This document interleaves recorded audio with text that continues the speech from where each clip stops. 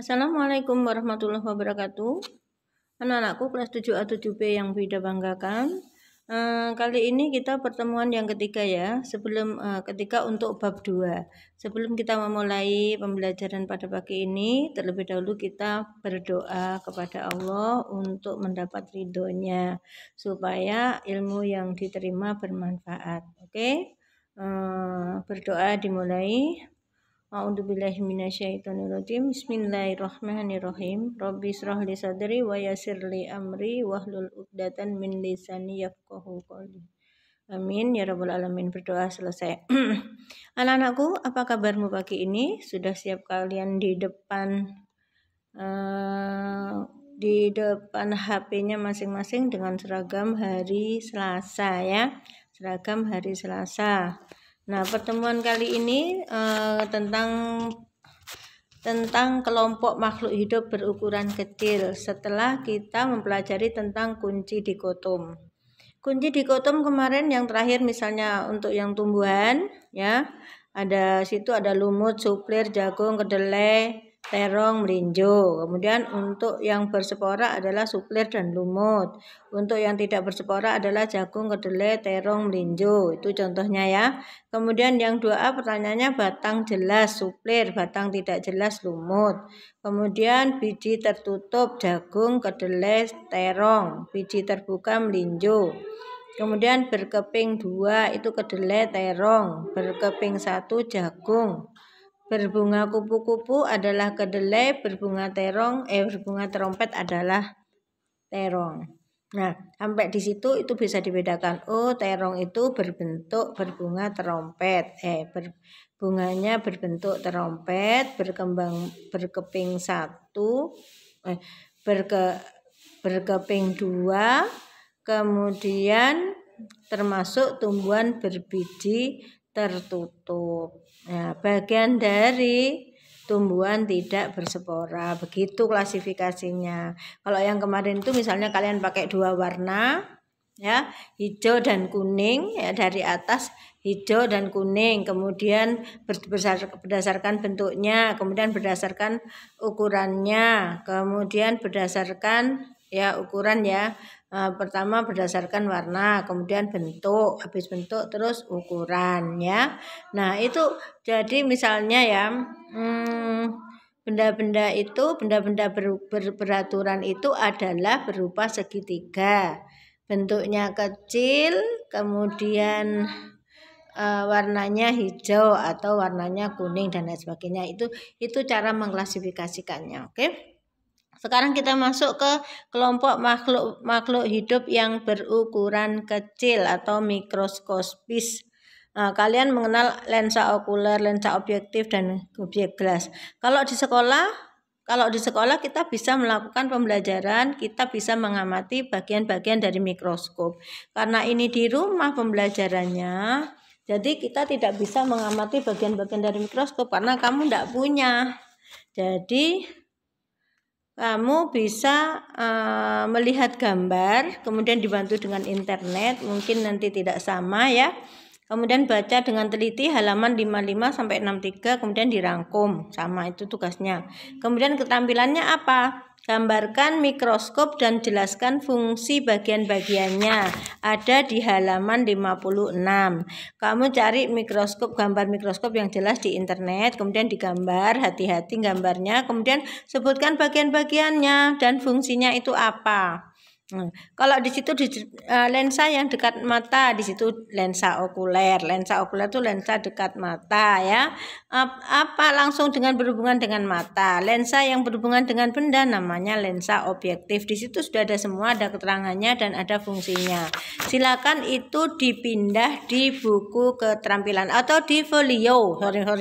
Di folio dijuduli keterampilan gitu ya. Keterampilannya menggambarnya ya. Keterampilan kalau sudah begini tidak usah diberi tujuan, pakai tujuan bolehlah ya kan, bagian-bagian dari mikroskop ya, tujuannya untuk mengenal bagian-bagian dari mikroskop begitu ya.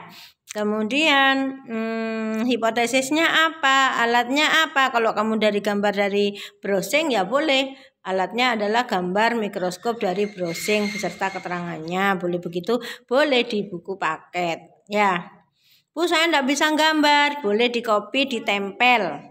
Itu difotokopi, dikecilkan, kemudian ditempel bagian-bagiannya yang kamu tulis, bagian-bagiannya dan mekanik dan fungsinya. Jadi optik, mekanik dan fungsinya itu semua ditulis supaya kamu tahu, nanti dicocokkan di sekolah dengan mikroskop yang ada di sekolah. Itu tentang sebelum mengamati, karena ini kan kita mengenal binatang yang mengenal makhluk hidup mikroskopis ya. Di situ ada gambarnya, ada 2 gambar yang enggak jelas ya. Satu yang berantena, yang gambar A itu adalah di halaman ya 56 ya. Gambar A itu adalah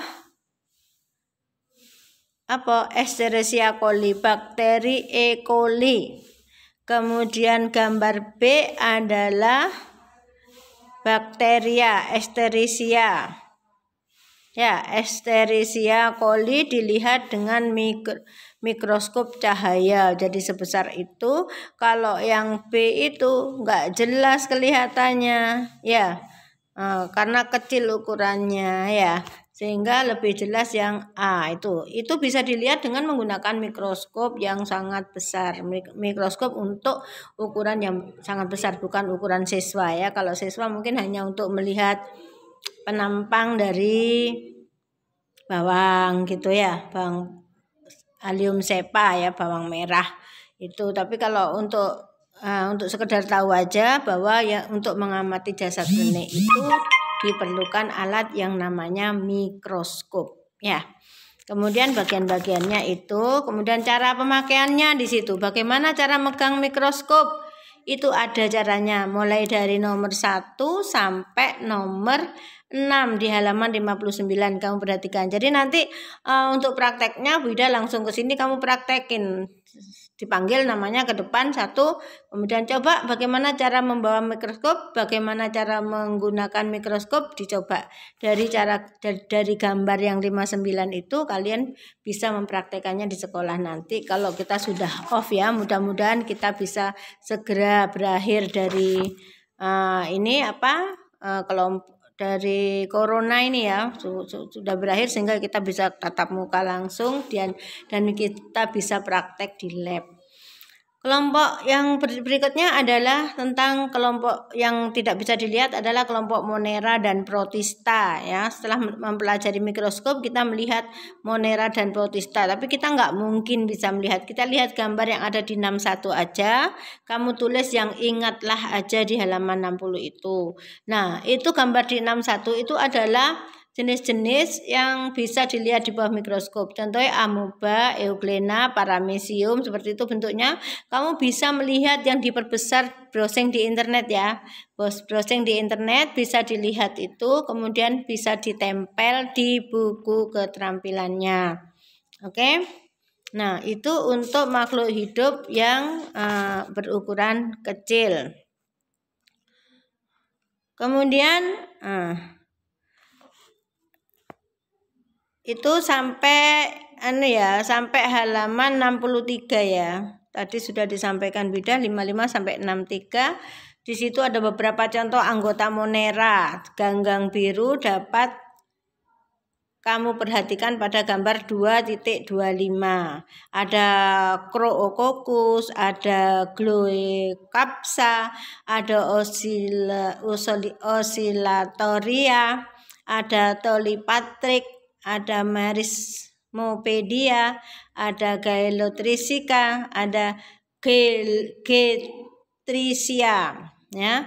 Itu semua adalah makhluk hidup kecil yang bisa dilihat di bawah mikroskop ya.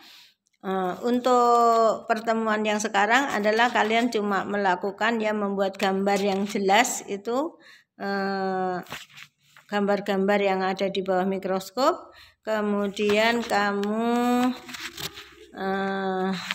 tuliskan bagian-bagian mikroskop dan fungsinya, nggak ada tugas yang lain ya, merangkum dan keterampilan itu saja. untuk pertemuan yang pertama ini, yang ketiga ini bisa dicukupkan sekian. Untuk kelompok jamur dan fungi kita bertemu di minggu depan lagi. Oke. Kalau ada pertanyaan interaktif ketika kita pas on ya, bisa interaktif tanya ke Bu Ida. Oke. Bisa diakhiri pertemuan kali ini, semoga bermanfaat ya.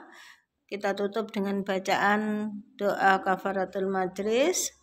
Alhamdulillahirabbil alamin, subhanakallahumma wa bihamdika, asyhadu alla ilaha illallah wa asyhadu an la ilaha illa anta, astaghfiruka wa atubu ilaih.